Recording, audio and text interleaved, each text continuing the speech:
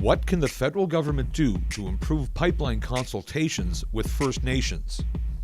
The idea, there has, especially with this administration and with the last one federally, I think that there's been a lot of talk about reconciliation, but if that goes out the window the minute that you want to, put a pipeline through a certain area, or resource extraction or whatever the case may be, then what does reconciliation mean? If they were to put committees together and look at the impact that it's going to have on the Indigenous people and the land and the population, and then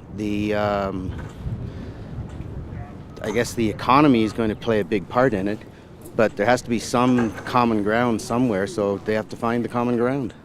I have no idea. That's a really difficult situation. I worked for government too, and we always had that dilemma. You have to make extreme efforts and you have to be culturally sensitive, but it's difficult. Well, there seems to be a big gap going back maybe generations. Like as a person just watching that, that's what it looks like to me. If there's a little give and take maybe on both sides, things might be a lot better, hopefully.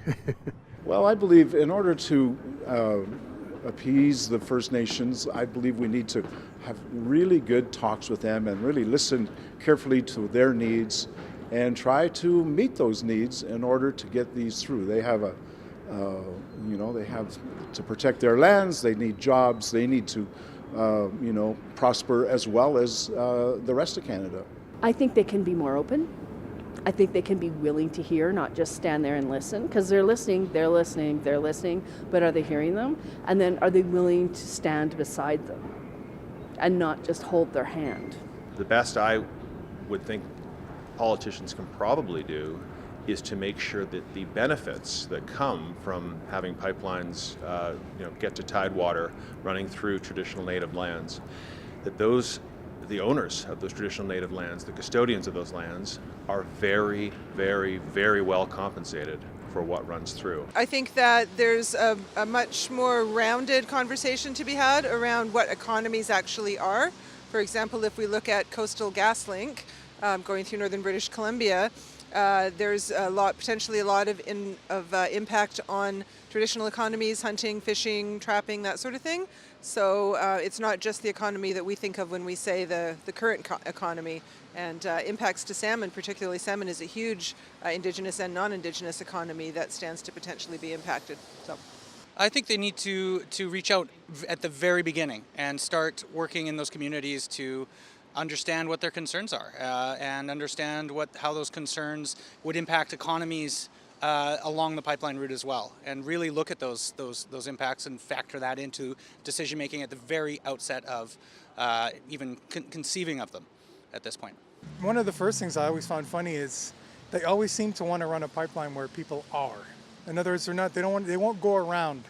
Like if you look at some of the pipelines they were having the problems with in North Dakota, and it's like Bismarck was asked, well, we can put a pipeline right through your city. Oh, no, we can't go through our city. So my thing is, it's like, for the consultations, ask them, what can we do to improve the safety of your territory, your fishing grounds, your hunting grounds, instead of just saying, well, we're running a pipeline through, sorry. Because I always felt like there's not enough discussion. I mean, do I think a pipeline is viable? Yes, it brings jobs. But they always seem to want to just run it through where people have their traditional grounds, their hunting grounds. Can you not find a better solution? Can you not go around something? Oh, I think there needs to be dialogue, but my thing is get them in the ground, get it to tidewater. Like we need people working and get the pipes in the ground. But what about the consultation part? It's got to be done. There's no ifs, ands, or buts. But my understanding is Indigenous people want in on it as well. Some of the group. So I would think get together, talk, and get that oil to tidewater. Well, they can try to get ahead of it. They know that this is a pressing issue, getting the pipeline from Alberta all the way to down east, like I'm a New Brunswicker. So in the case of Irving, trying to do the LNG stuff, at one point in time they have to stop letting provinces dictate what happens. I understand that with the Aboriginal component, as for the Douglas treaties and the Section 35 sub 2 of the HAD stuff, they have to be careful. But they just have to do it better and actually follow through. They've been talking about this forever. at one point in time, stop talking and get it done.